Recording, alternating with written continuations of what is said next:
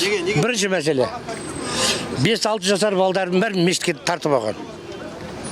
Неге біздің болашағымыз жоқ? Болашағымыз жоқ. Мысалға өте грамотный балдар жаңағы... Ассалаумағалейкум қазақ ағайын.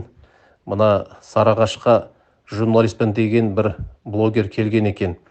Бұл Сарыағаштың мәселелерін көтеріп, әкімшілікке жеткізбек ниеті болған екен.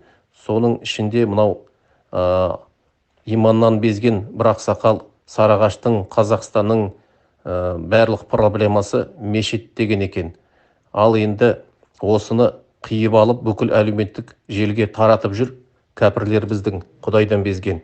Енді нағыз шындықты тыңдап көріңіздер. Дорог, с ними очень все плохо. Есть даже такие ямы, которые уже каждый водитель в городе знает. Ну, мы, собственно, Мира көшесінде сөрді яма болды да.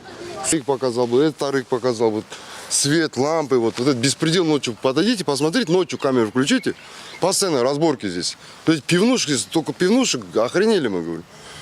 В Америке такого нет, столько пивнушек в одном квадрате стояло.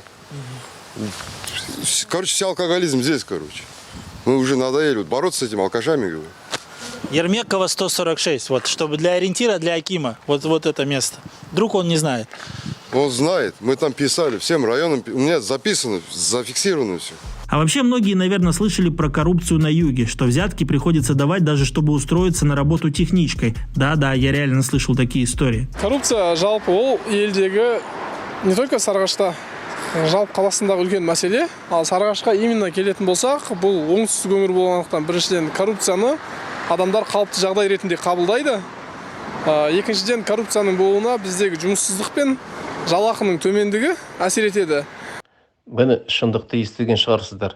Шындық ол бәр пәле мешіт емес, мешітке барамағандықтан, иманнан безгендіктен осындай коррупция, жан-жақты арақ шу, жанағы төбелесу түнде осы проблемаларды осындай ақсақалдар неге айтпайды екен?